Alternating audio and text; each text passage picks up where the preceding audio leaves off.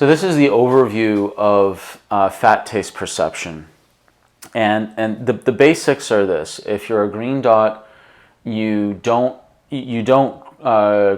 crave the flavor and texture of fat relative to yellow and especially red dots. I'm a red dot. I crave fat a lot on my foods.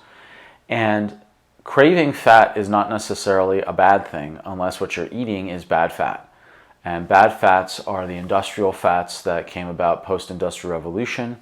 These are the fats that have been exposed, so these are the fats that were manufactured with high temperature, high pressure machines and industrial solvents like hexane to squeeze little drops of fat out of things that don't have a lot of fat in them, like corn or soy.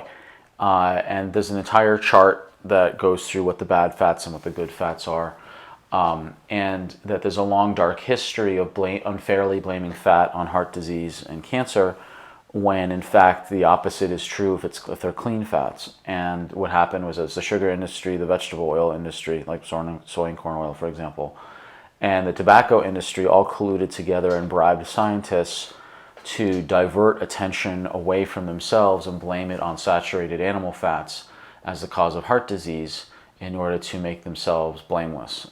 And in fact, if you want a similar story, some of the best research on genetics in the world is at Stanford University, because the tobacco industry funded that research to the tunes of hundreds of millions of dollars, because the tobacco industry wanted to fund genetics research to find and blame genes that caused cancer, and to say, well, the smoking didn't cause cancer, you did because of your bad genes. And this is part of this kind of really sick relationship between industry and academic institutions.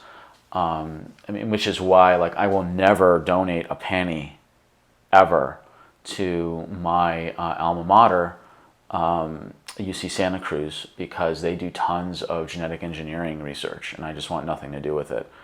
And Agent Orange was actually developed at UC Santa Cruz by Dr. Tays. Actually, is a building named after him. But in his defense, the military just took the recipe from, and just co-opted it. But mainly, is I won't donate a penny because I don't like the genetic engineering research there on food. So the overview is that eating fat is not necessarily bad for you. It's eating bad fat that's bad for you. And if you are lower carb tolerance, like I am, I'm a 2, I'm the second lowest carb tolerance you can have. The lower the carb tolerance, the higher the fat content I need in my food. The higher your carb tolerance, the lower the fat content. And you really want to make sure that you buy clean fats that that you remove as much as possible all exposure to light, heat, time, air, plastic bottles, and toxic exposure, because fats are very fragile and they're very prone to contamination, and fats are necessary for life. And if you are finding yourself not able to digest fats, then you may have an underlying issue with your gallbladder not being able to break down large globules of fat into smaller globules. You may have an issue with your pancreas, which breaks down the small globules into really, really tiny fragments. And then you may also have problems with your carnitine shuttle, which shuttles fat to the mitochondria to be burned, or you may have problems with your mitochondria where you're not able to burn the fat.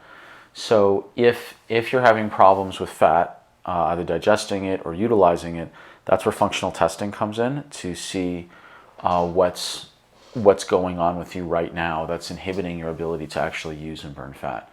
So really take this fat section very, very seriously, because fats are extremely important.